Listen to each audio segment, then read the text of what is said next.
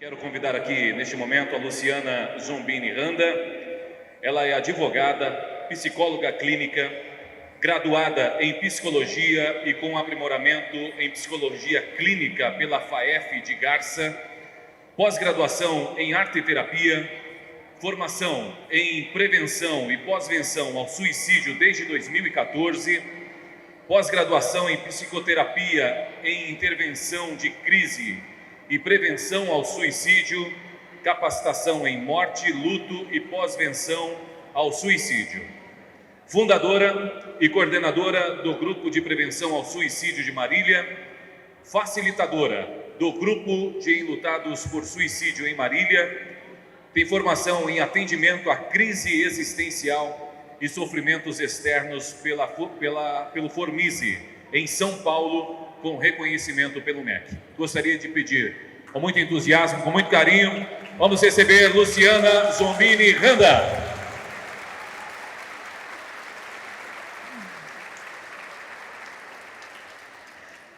Bom dia a todos e a todas. Eu estava falando ali com as meninas. Vocês não precisam de palestra hoje. Eu já senti a maioria das coisas que eu tinha que sentir hoje. Eu já sorri, eu já chorei, eu já me emocionei, né? Eu já me alegrei. Então, talvez seja exatamente isso e que nós precisamos quando nós iniciamos a nossa campanha de Setembro Amarelo, né? Eu tenho um coração muito grato e gostaria de agradecer à Prefeitura de Tarumã, Secretaria da Saúde, o CAPES, pelo convite, por cogitar o meu nome para estar aqui também essa manhã, né? O meu coração já está cheio de alegria. Geralmente, quando nós começamos o Setembro Amarelo, e eu que trabalho com essa temática, né? Que geralmente ninguém quer trabalhar, porque quando a gente fala em suicídio, a gente já logo pensa, lá vem a psicóloga falar sobre morte, né?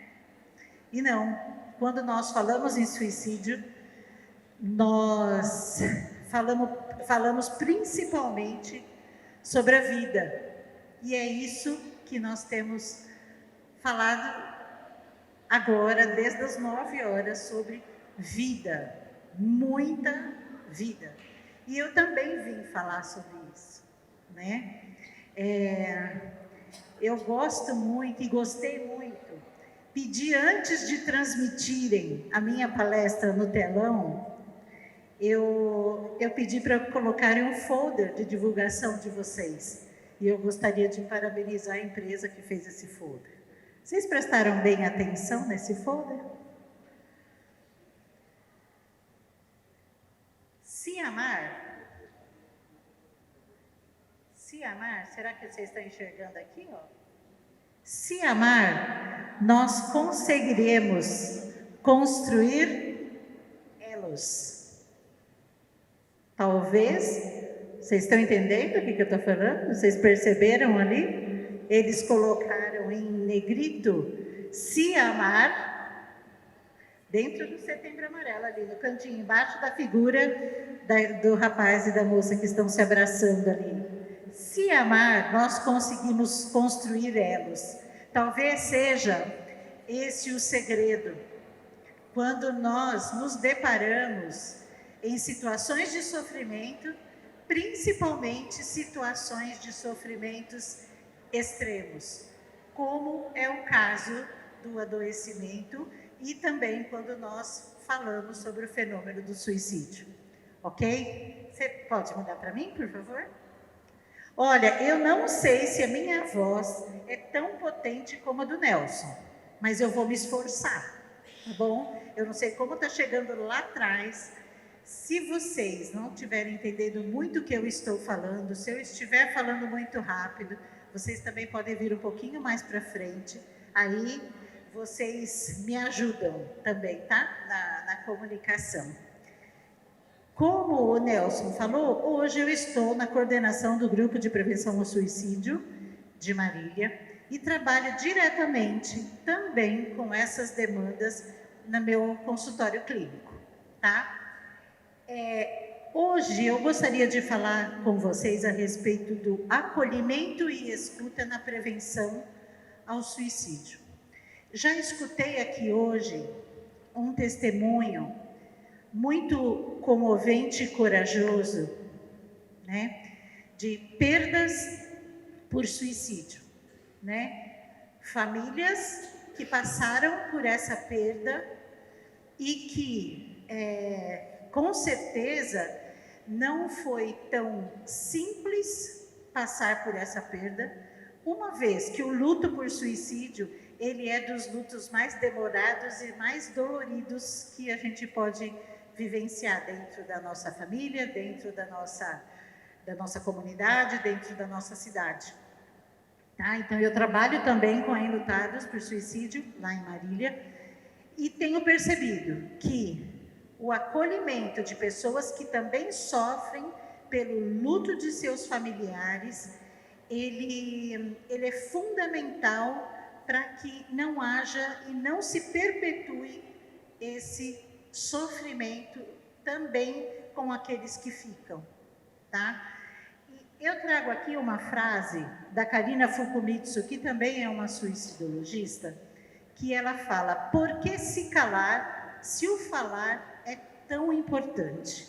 Por que nós nos calamos diante de alguns temas, né? Nós nos calamos diante do suicídio, nós nos calamos por vezes diante da saúde mental, né? Nós nos calamos diante de um psiquiatra, da necessidade de precisar de um psiquiatra, médico ou psiquiatra.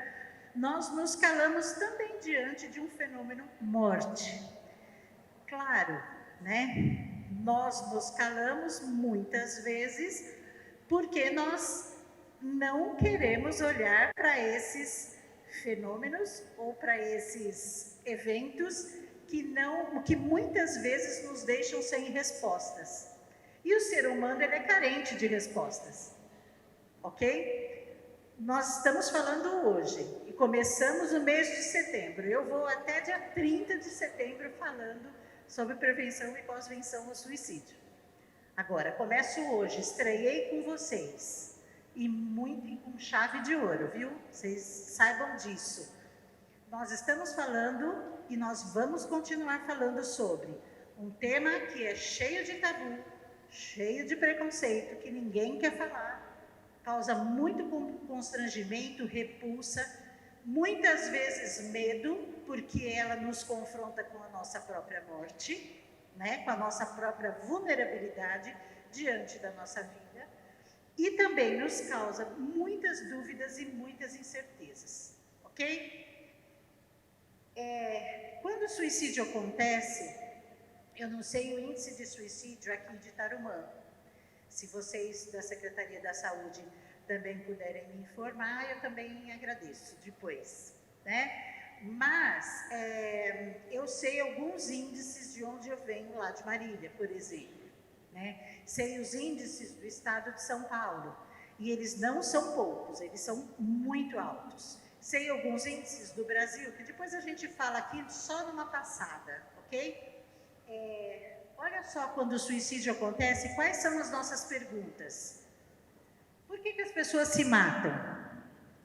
Por que diante de situações semelhantes, as pessoas têm comportamentos diferentes? Uns optam pela vida, outros optam pela morte.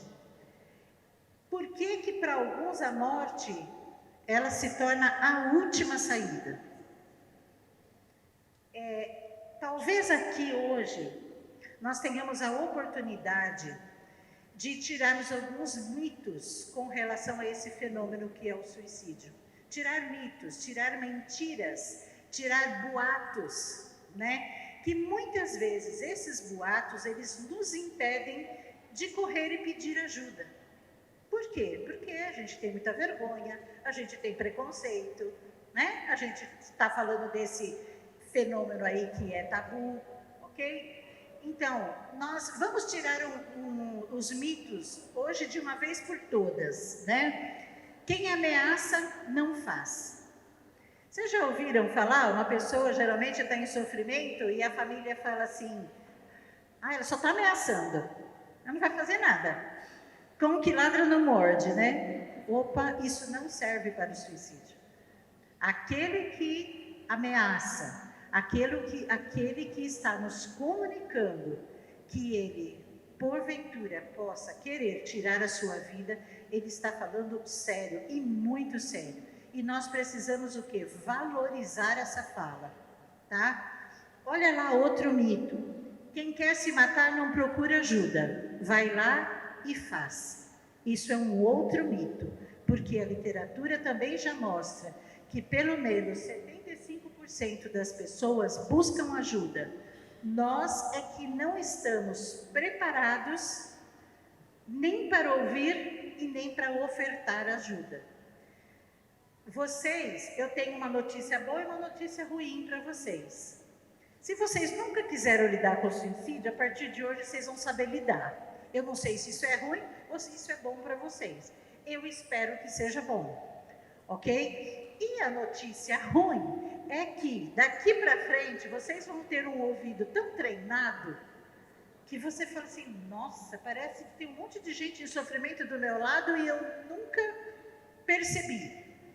Por quê? Porque agora vocês adquiriram conhecimento. Porque agora vocês vão ficar um pouco mais atentos, um pouco mais espertos com relação a esse tema. Tá bom? Olha lá, só se mata quem tem algum transtorno mental. A pior das campanhas de Setembro Amarelo é aquela que eu espero que não tenha saído no Jornal da Cidade, porque senão eles vão me expulsar, eles vão recolher a chave da cidade da minha mão, que é o seguinte: vocês já ouviram falar nisso? 90% dos casos de suicídio são devidos a transtornos mentais. Vocês já ouviram esse dado? Esse dado é totalmente mentiroso. Isso não existe. Isso para os enlutados causa uma culpa. Porque se 90% é transtorno mental, esse transtorno mental, que é uma doença mental aí, ela pode ser cuidada, curada e medicada, por que eu não fiz isso com o meu irmão, com o meu pai, com a minha mãe, com o meu filho que se matou? Percebe isso? Não necessariamente. Quem é a vilã do suicídio? Fala aí para mim. Quando a pessoa se mata, ela morreu do quê mesmo? Tá vendo como todo mundo sabe? E quem falou que ela tinha depressão? Tá? Não necessariamente. E também, nem todo mundo que tem depressão quer se matar. Isso é fato. Ok? Porque senão, quer ver uma coisa? Quem aqui tem depressão? Levanta a mão, por favor, que eu sei que vocês estão ocultando. Levanta alto, por favor. Quer ver uma outra coisa? Quem tem ansiedade? Ah, ansiedade pode ter, você viu? Uma depressão não pode. Depressão não pode. Sabe por quê? Porque vocês leram aí, fizeram a leitura e falaram: ela vai falar que eu vou morrer, então eu não vou falar que eu tenho depressão. Não necessariamente. Eu também já tive, mas nunca pensei em morrer. Mas eu também não conseguia levantar da cama. Opa, é um sinal, né? Olha só como nós temos alguns mitos que a gente fala: puxa, então quer dizer que 90% é transtorno mental. Não necessariamente. Não necessariamente. Eu costumo dizer que o suicídio ele acontece geralmente com a última gota d'água do copo, tá? Você pode ter sim uma ansiedade, então nós vamos encher um pouquinho esse copo, um pouquinho de ansiedade nesse copo. Eu posso ter um desemprego, é um outro pouquinho de água nesse copo. Eu posso ao longo da minha vida perder um ente querido com muito vínculo, é um outro pouquinho. Eu posso, na minha infância, ter tido um abuso sexual, psicológico, emocional e tudo mais. É mais um pouquinho nesse copo. E olha que esse copo está enchendo, hein? O copo está enchendo. Aí eu vou para a escola, na adolescência, e sofro bullying, que sempre existiu. A gente só não dava esse nome bonito aí. Mas ele sempre existiu, e é mais um pouquinho. Por quê? Todos esses eventos, uma separação e divórcio, né, um acidente grave, um sofrimento extremo, um trauma, todos esses eventos, parece que a gente não precisa tratar. Falar, ah não, eu vou superar, e esse copo vai enchendo. Um belo dia, essa pessoa, ela tem 24 anos de empresa e ela é mandada embora há 1 ano da sua aposentadoria. Ela entra, como é que aquela pessoa fica? Desesperada? Angustiada? Triste?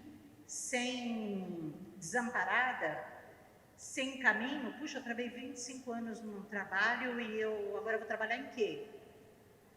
Essa pode ser a última gota no copo para esse copo transbordar.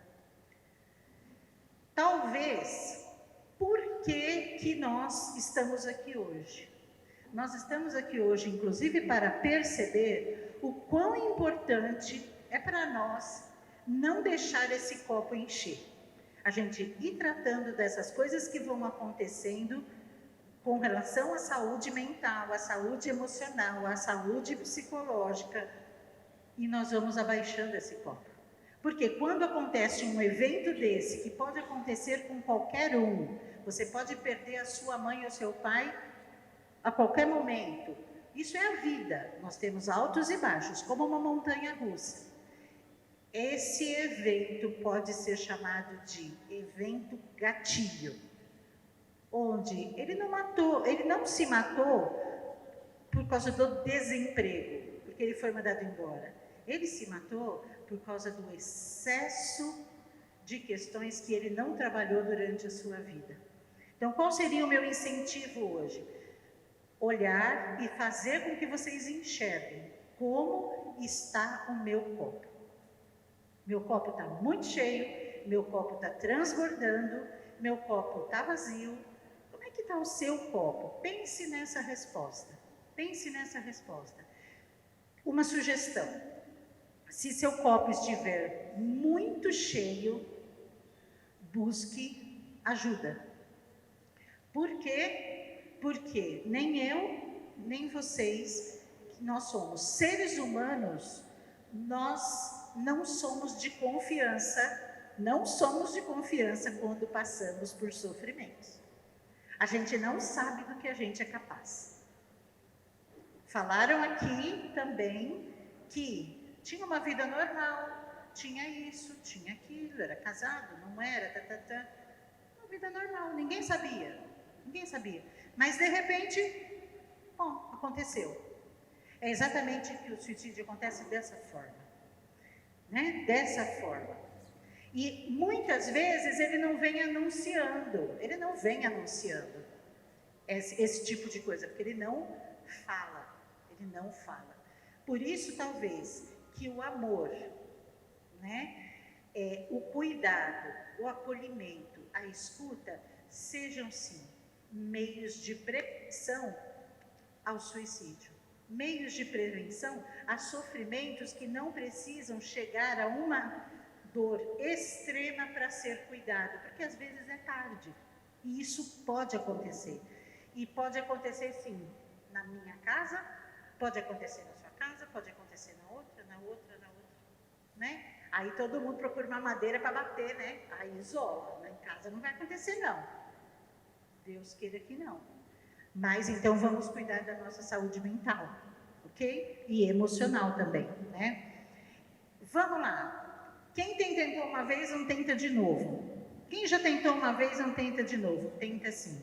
A reincidência para tentativa de suicídio, ela é para um suicídio consumado, nós temos mais de 25 tentativas. Ou seja, tem muito mais gente tentando suicídio do que suicídio consumado no nosso triângulo aqui, na nossa pirâmide. E nós vamos ter essa pirâmide aqui para a gente olhar. Tá? Então, para cada suicídio consumado, nós temos muito mais tentativas de suicídio. Como é que eu enxergo isso? Tem muito mais gente sofrendo e tentando uma luz no fim do túnel e dizendo e clamando, eu estou em sofrimento, eu não aguento mais, do que gente realmente falar, eu quero tirar a minha vida porque minha vida não tem mais sentido. Tem muita mais gente tentando do que consumando o suicídio. Por quê, então? Porque quando eu vejo que o suicídio, ele é um fenômeno complexo, de múltiplas causas, e que ele nos humaniza, porque o sujeito, ele sente dor, angústia e sofrimento. Dor, angústia e sofrimento. Sempre que vocês pensarem em suicídio, vocês lembram que dor, que angústia, que sofrimento que essa pessoa está passando. Talvez seja exatamente isso, né, que nós precisamos perguntar. Onde dói? Eu estou aqui. Você pode me falar da sua dor, tá? Então, por isso que o suicídio nos humaniza. Eu posso, algum dia, em desespero, pensar em suicídio? Por quê? Porque eu posso ter dor, eu posso ter sofrimento, eu posso ter angústia. Quem aqui nunca sentiu esses três? Dor, angústia e sofrimento. Se vocês nunca sentiram, vocês me dão a receita, porque eu até hoje não consegui passar essa receita nem para mim, nem para os meus pacientes, nem para minha família. Por quê? Porque isso é viver.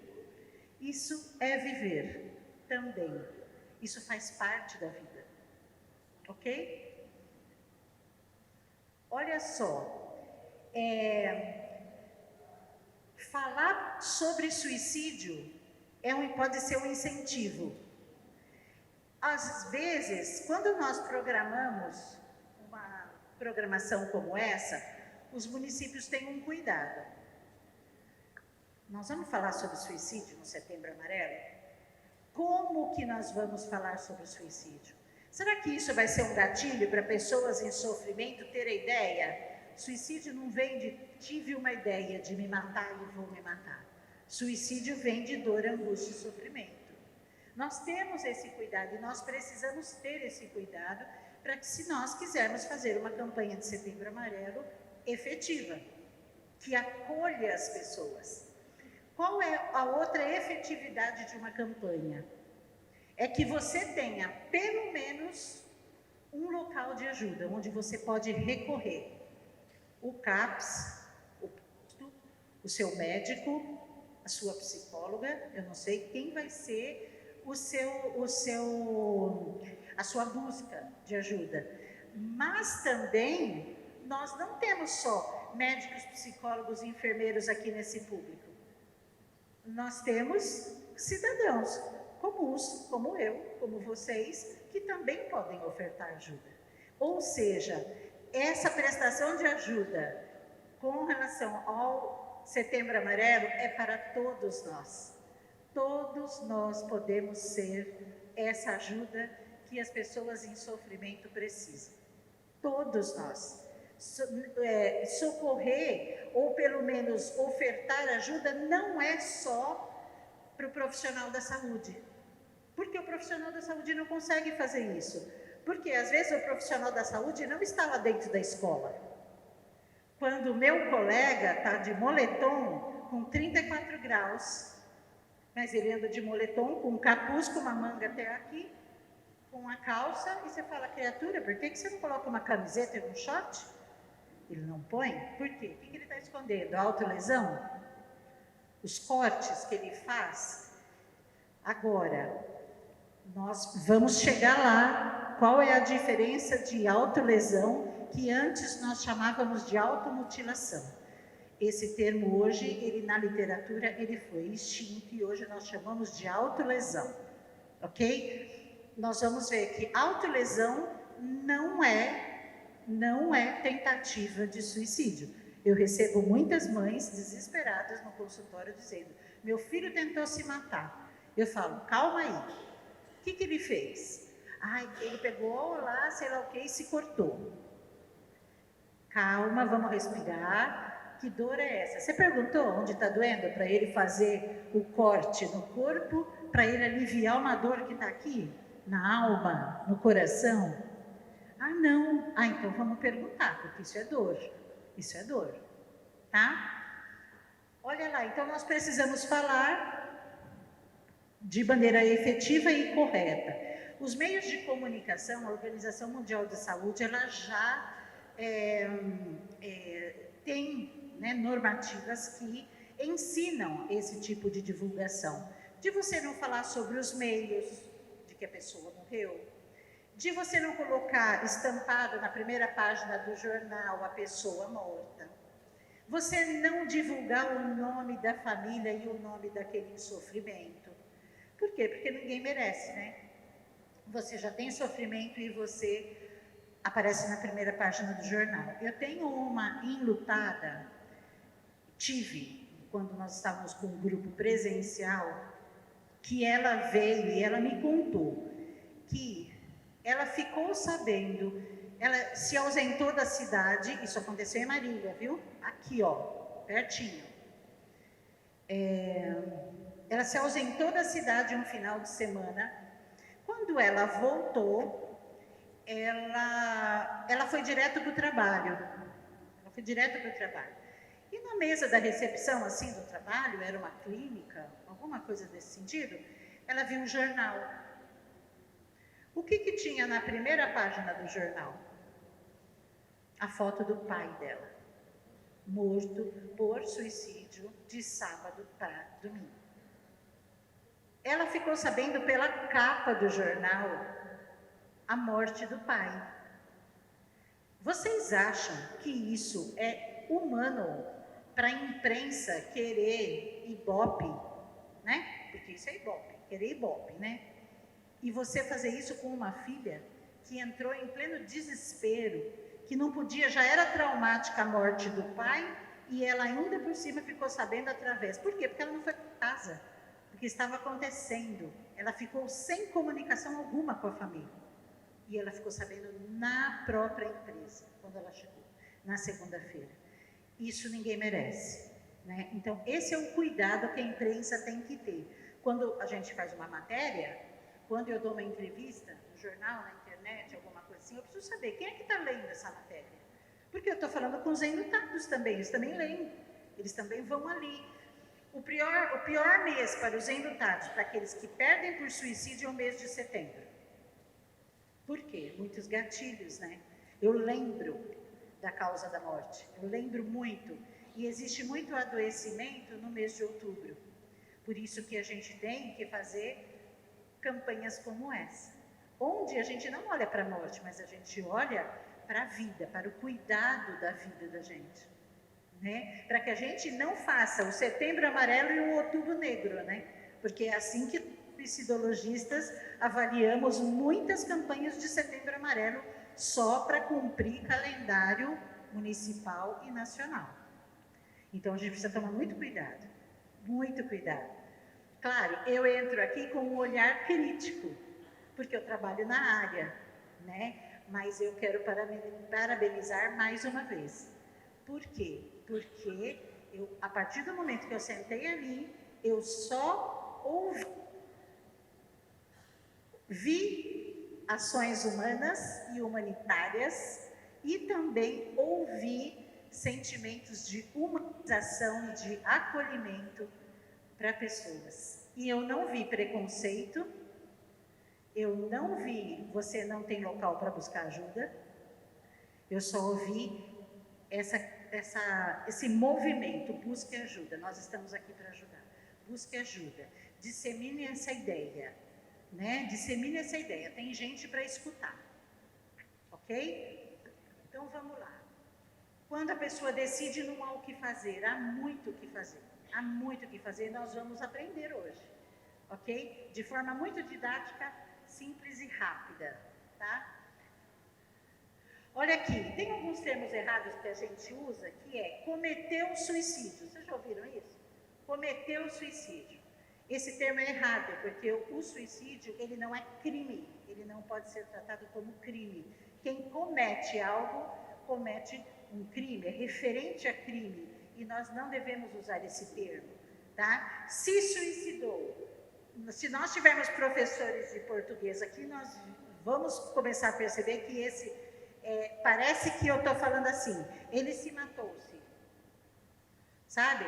Isso é errado, né, gente? Tem professor de português aqui? Então, o se matou, ele também ele é errado. Por quê? Porque já o suicídio, ele é matar-se a si mesmo. Então, se você coloca se matou, parece que ele está, se matou CC, né? Não precisa, ok? Então, nós não fazemos isso. O termo correto é morreu por suicídio, tá?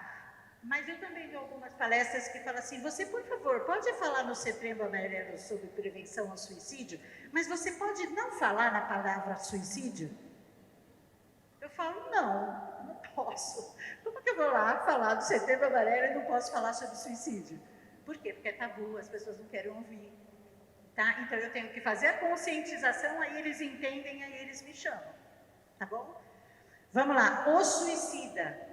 A pessoa morreu por suicídio, ou a pessoa é em sofrimento.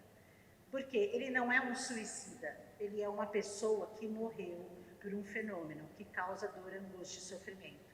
O suicídio não faz parte dele.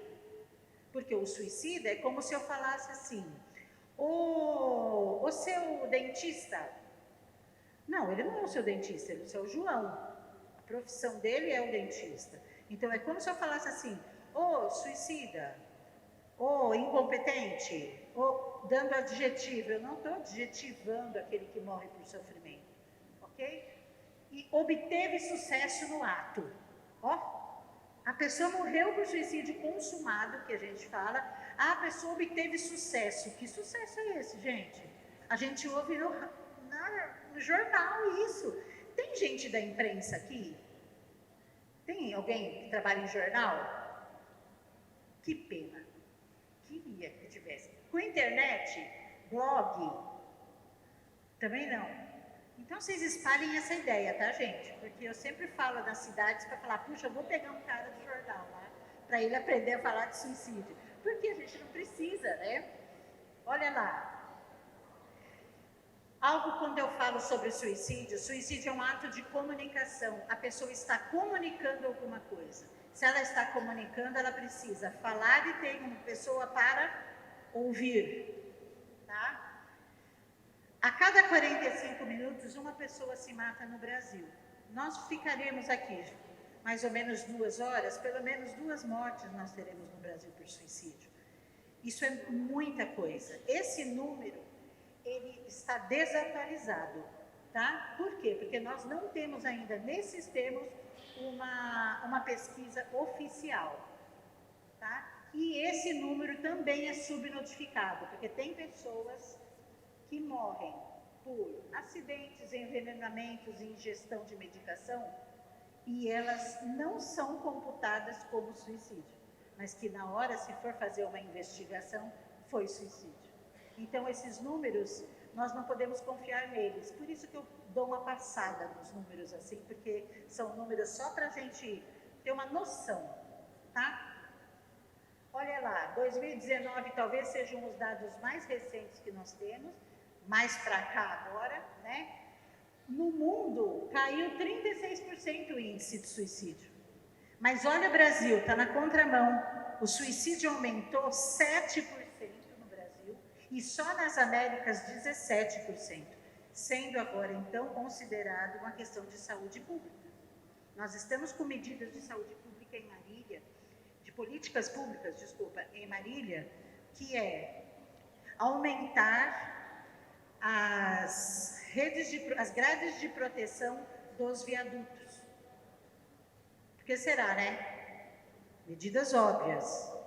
Porque já perceberam que os viadutos são um meio muito difícil para que a gente possa conter esse tipo de fenômeno. Então, eles estão levantando as grades. Agora, legal a gente levanta a grade de viaduto, mas não tem o psicólogo e o psiquiatra para atender no CAPS? Não. São ações conjuntas, percebe? Nós temos que ter políticas públicas em conjunta para atingir essa necessidade que a população tem, né? Olha lá, isso é o que mais nos assusta. Talvez a secretária de Educação possa também nos falar, porque está lidando com escola. Olha aqui, um aumento de 24% no suicídio desta população, de 10 a 19 anos. No 10 anos, 10 anos, são nossos filhos, né? São nossos filhos. E que a gente fala assim, ah não, criança não sabe nem o que é morte. Depois dos 7 anos, depois dos 8 anos, a gente precisa verificar se realmente ela não sabe o que é. Porque hoje ela está mais dentro do quarto do que fora. E vamos saber o que ela está olhando na internet. Na internet é só vocês procurarem que todo mundo acha tudo. Métodos e outros que tais. Ok? Então nós temos muito essa preocupação com essa população de 10 a 19 anos. Tá? Há lá o comportamento suicídio, que eu falei da pirâmide, muito mais ideações, pessoas que pensam em morrer do que suicídio consumado. Então, quando a gente precisa tratar? Aqui, ó, quando está tendo ideia, quando está planejando. E isso é escuta, porque se você não fizer escuta, ele não vai falar. Ele vai subir e consome. Tá bom? Consome não, consume. Consumado. Vamos pensar em fatores de risco? Vamos pensar em fatores de risco? O que mais a gente precisa ficar atento? Sim, os transtornos psiquiátricos, né? Esquizofrenia, esses transtornos mais graves e sofrimentos extremos mesmo. Personalidade borderline, transtorno de humor bipolar. Por quê? Tem muita alteração de humor. Como o suicídio ele é muito impulsivo, esses transtornos, eles correm um pouco, pessoas com esses transtornos correm um pouco mais de risco. Só isso, depressões severas, sim. Depressão leve, às vezes não. Ansiedade, às vezes não. Depende do grau, porque tem muitos graus. Hoje nós temos visto a questão do autismo, tá? Que é uma população que tem tido também suicídio, a gente precisa tomar bastante cuidado e estudar sobre isso, tá? Olha lá, pensamentos suicidas, tentativas prévias de suicídio a gente precisa tentar porque é um fator de risco, suicídio na família, como é que foi lidado com esse grupo, com esse luto de suicídio na família, abuso sexual na infância não tratado, impulsividade, agressividade, isolamento social. Aqui, ó, o nosso resquício de pandemia, né? Tivemos isolamento social. Eu não me espanto quando eu vejo que vocês levantam a mão, a maioria de vocês, a grande maioria tem ansiedade. Somos fruto de uma pandemia, uma geração pós-pandemia. E isso nós já esperávamos. Depressão e ansiedade subiria muito. Nós temos um índice de mais ou menos 45% dos transtornos antes da pandemia, tá? Doenças incuráveis e incapacitantes também. Então, esses são fatores de risco que pessoas portadoras desses sintomas ou desses transtornos, a gente precisa ficar um pouco mais de olho, tá? Os grupos mais vulneráveis. Vocês sabiam que a população que mais se mata no mundo são os idosos? E a gente não percebe? Por quê, hein? Porque tem muitas outras doenças. Então, falar, não, o idoso se matou. Ok, mas quantos remédios ele tinha perto dele? Qual a falta de vigilância que ele tinha? Qual a falta de cuidado que ele tinha? Então, isso é uma população muito vulnerável. Quem trabalha com CCI, né, tem que tomar bastante cuidado com os idosos em sofrimento. Parece que idosos, a gente olha assim e fala assim, idoso é sempre queixoso. Será que idoso é tão queixoso ou ele não tem para quem falar? Vamos ficar de olho. Vamos ficar de olhos e atentos, né? Adolescentes, então, de 10 a 19 anos, a população negra, indígenas, grupos LGBTQIA+, agora tem um PN+, ali nessa sigla, profissionais da saúde, em virtude de trabalhar muito com os meios letais, em hospitais, postos de saúde, também agricultores e dependentes de álcool e droga. Então, esses são os grupos mais vulneráveis, ok? Olha lá os gatilhos, que é aquela gota d'água do copo. Aquela gota d'água no copo. Conflitos de relacionamento, desilusões amorosas, separações e divórcios, situações vergonhosas, perda de emprego e luto, dificuldades financeiras e dívidas, fácil acesso a meio letal também. Então, esses são possíveis gatilhos que a gente precisa, diante de uma pessoa em sofrimento, tirar esses gatilhos, tá? Talvez aqui nos interesse muito. Nós temos, nem tudo é desgraça, né, gente? Vamos combinar. Nem tudo é fator de risco. Nós temos questões que nos protegem, que são o nosso envolvimento com grupos religiosos saudáveis, porque tem grupos religiosos que não são saudáveis. Concordam? Né? Então, grupos religiosos saudáveis, onde você pode ir e você é cuidado, observado, ouvido, amparado. Amizades significativas, aquelas que nós contamos só no dedo de uma mão só, tá? Relacionamento familiar estável, hábitos saudáveis, sono, atividade física, alimentação, tá? Vida social. Não estou falando que não é para ninguém sair, não, ficar dentro de casa. Pode sair sim, isso é bom, isso é saudável, né? Expectativas e sonhos, manter sonhos. O que eu mais pego na clínica hoje é jovens e adolescentes que não têm sonhos, não sabem o que querem. Não sabem o que querem. Quem trabalha com escola sabe disso. Qual é a dificuldade dos alunos em saber o que eles querem fazer? Se o que eles querem fazer vão tirá-los da zona de conforto de dentro do quarto do celular na mão. Gente indo para a área de tecnologia sem saber, porque acha, eu vou para a área de tecnologia, eu só vou mexer com computador e com celular. Não sabe nem o que é. E aí a gente faz orientação profissional e fala, você está pensando que você vai jogar RPG, né? Ok, não é, é muito mais profundo. Percebe como nós estamos de conhecimento, de sonho, de expectativas, né? Acesso a esportes, acesso a atividades culturais. Eu não sei aqui qual acesso de vocês que as crianças têm, mas acesso em programações culturais, isso evita muito adoecimento, tá? Trabalhos manuais, grupos comunitários, rodas de conversa que nós vimos aqui, maravilhoso, isso tudo é fator de proteção. Por isso que eu disse, vocês estão com o pé na frente na prevenção ao suicídio, porque vocês têm ações que promovem a prevenção ao suicídio. Prevenção ao suicídio não é só setembro, ok?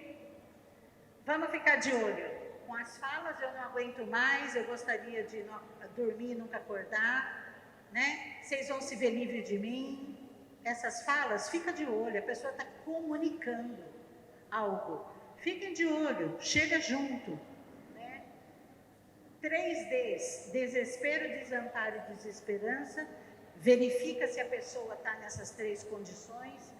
Mudança brusca de comportamento. O aluno o adolescente sempre é ativo, sempre gosta de esportes, daqui a pouco ele não gosta mais. Daqui a pouco ele entra no quarto e não conversa mais com os pais. Opa, esse é um sinal de alerta, né? A questão também da autolesão é um sinal de alerta. Nós precisamos falar e perguntar, que dor é essa? O que anda acontecendo? Tá?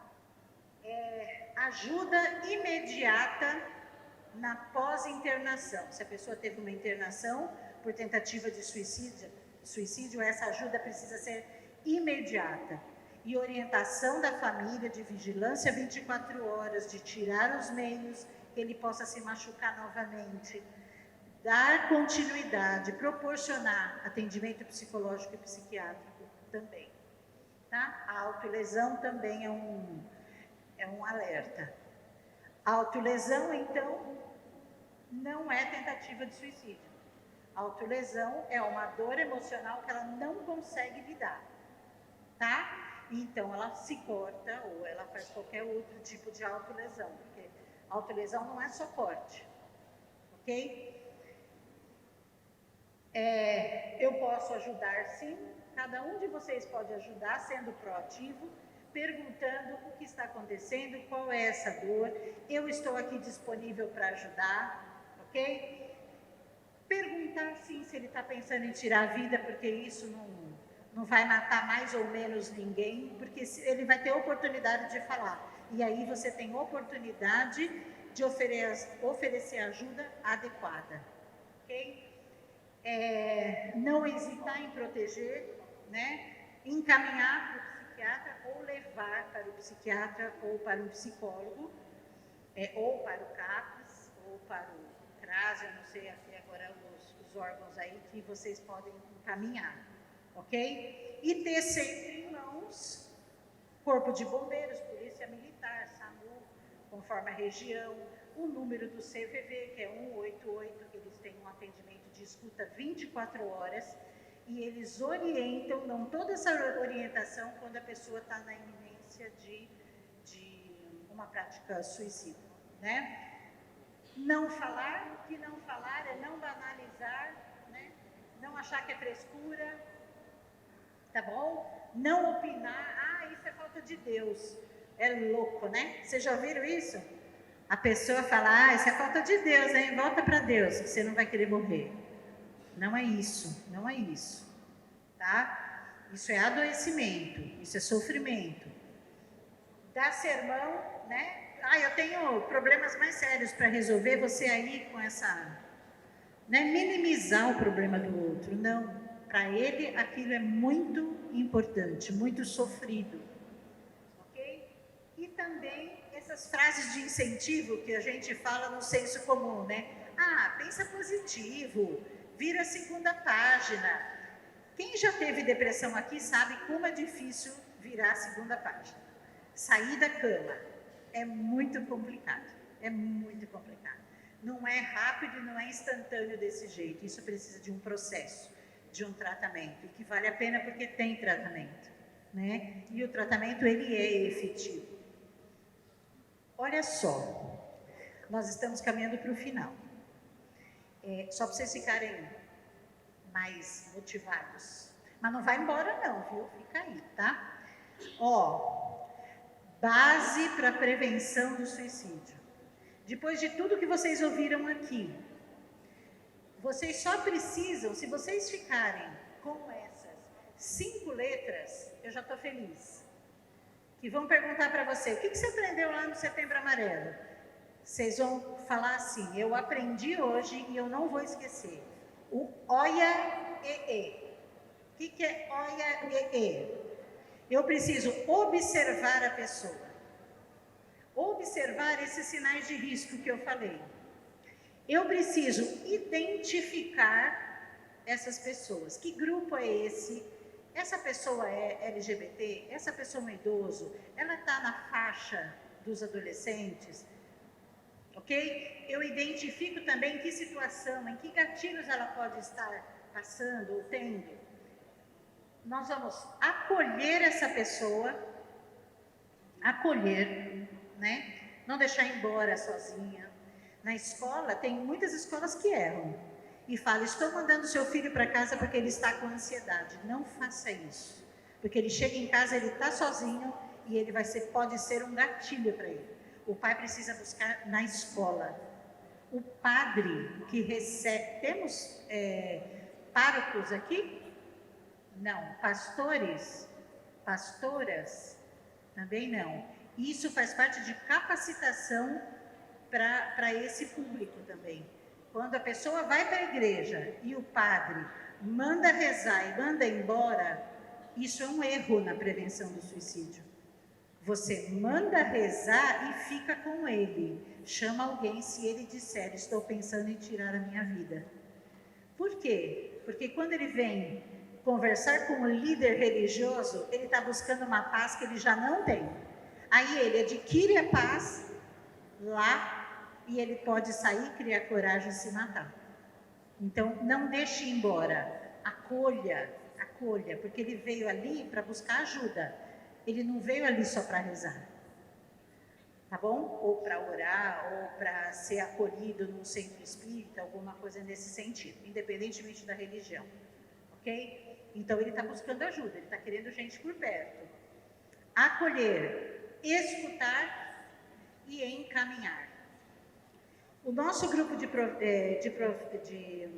prevenção, ele surgiu em virtude disso. Eu ia fazer muitas palestras de prevenção ao suicídio e eu vou mandar buscar ajuda onde? Às vezes na cidade nós estamos lotados, não conseguimos psicólogo. Às vezes não vai achar um psiquiatra, né? Eu falei, eu preciso dar um meio de ajuda. Então hoje o grupo, nós somos mais de 40 voluntários que atendem em suas clínicas, num valor reduzido e social, pessoas que não acham essa vaga no sistema de saúde, ok? Então, nós colaboramos, ou pelo menos tentamos colaborar com a rede pública. Então, nós queremos essa parceria. Às vezes a gente consegue? Não. Mas às vezes a gente consegue. Né? Então, eles ligam para a gente e falam, eu preciso de uma consulta. Eu encaminho para um dos nossos psicólogos voluntários que atendem particular, 51 horas de sessão. E isso, por que eu trago esse cartaz hoje? O banner. Porque nós fazemos atendimento também online. Então, quando eu vou em outros municípios, eu divulgo esse trabalho. Porque, às vezes, o município que é pequeno me fala isso e não acontece. Eu não vou passar no psicólogo do meu posto. Porque o psicólogo do meu posto atende a minha mãe, atende meu pai, atende meu tio. Eu vou confiar, é isso que o povo fala. Tá, então não vai, busque outro meio de ajuda. Outro meio de ajuda. Esse é um meio de ajuda. Tirem foto, fiquem com esse número, ok? Então, o OIAE, todos nós podemos ajudar, todos nós, dando esses passos, tá? É muito difícil, gente, é muito difícil. Ai, Lu, mas eu tenho medo quando a pessoa fala que vai se matar. E se fosse você? E se fosse seu pai? E se fosse seu filho? Nós precisamos romper o medo e preservar a vida, tá? Claro que nós sabemos que nós não somos donos da vida e nem da morte de ninguém, mas pelo menos a gente pode fazer a nossa parte, tá? Porque o suicídio, ele pode ser prevenido, ele não pode ser evitado. Nós não podemos falar, não, nós vamos evitar todo o suicídio em Tarumã. Nós não podemos, isso daí é uma ilusão. Mas nós podemos prevenir com ações tão completas como essa. Que eu já disse, 188, tem como passar esse? Eu vou passar um vídeo rapidinho para vocês, para a gente poder encerrar, ok? Vamos conversar? Vamos falar, fala, põe para fora. Fala tudo que você está sentindo, o que está te atrapalhando? Você ouve vozes? O que te incomoda? Fala. O ar parecia não me pertencer, parecia que ele não queria me dar a vida mais. A gente está numa sociedade em que assim, é muito imediatista. Então a gente não suporta o sofrimento, a gente quer se livrar. E nós devemos reconhecer que nem sempre nós estamos preparados. Por isso que é importante falar sobre suicídio. Eu tenho medo de dizer como me sinto. Era uma coisa como se eu fosse explodir mesmo. E isso doía. Sentir que eu ainda estava no meu corpo doía. Por que eu não percebi? Pô, ele falou isso, eu não fiz nada. Até que chega assim, o dia que vai entrar no quarto e ponto, já foi, já acabou.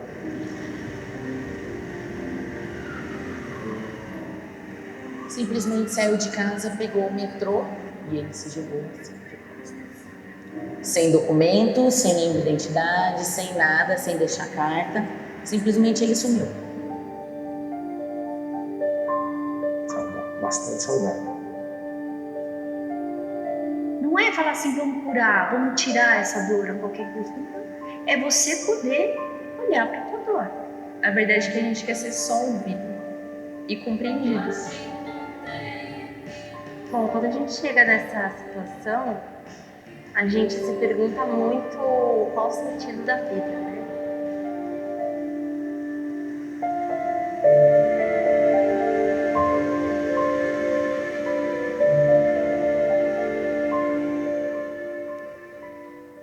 Qual foi a última frase ou a última pergunta que vocês ouviram desse vídeo?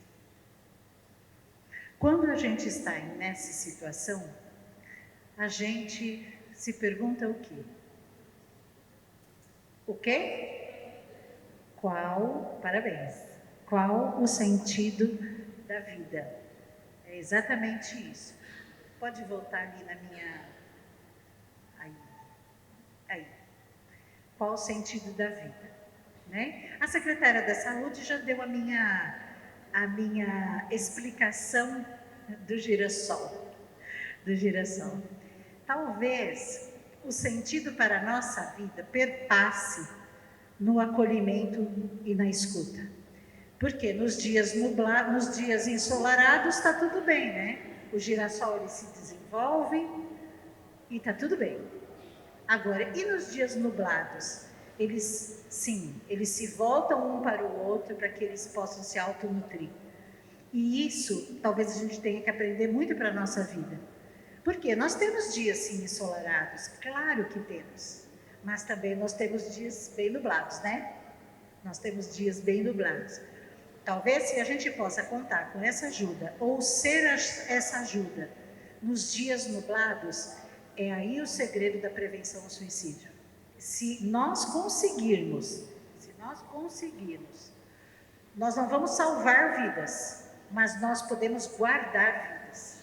Lembra que eu falei? A gente não é dono da vida nem da morte de ninguém, mas nós podemos proporcionar, né, essa preservação da vida, através do acolhimento, da escuta, ok? E vou caminhar com você, vou andar mais uma milha.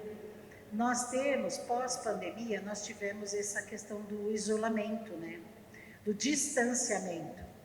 E que, na verdade, era para se fazer distanciamento e não isolamento. Quando isso veio como isolamento, nós aumentamos essa questão do transtorno mental. Claro, aumentamos. Haja visto o número de ansiedade que nós temos por aqui.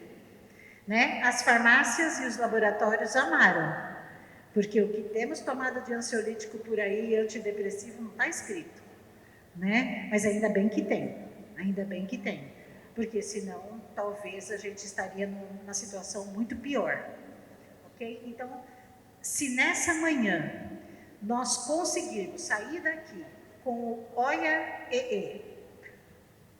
observar, identificar, escutar, acolher e encaminhar, e se nós conseguirmos guardar pelo menos uma vida, já valeu a pena todo o nosso empenho de estarmos aqui hoje, ok?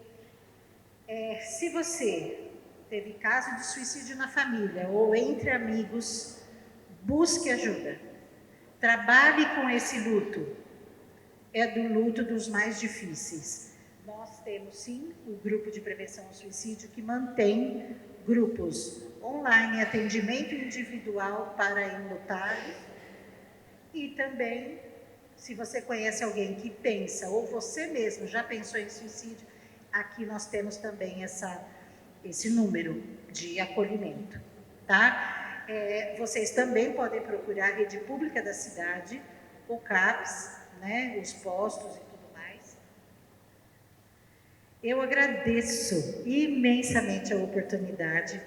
Eu espero que a minha fala tenha contribuído para que vocês possam acolher pessoas, escutar pessoas e assim fazer uma ação efetiva no Setembro Amarelo. Muito obrigada, viu?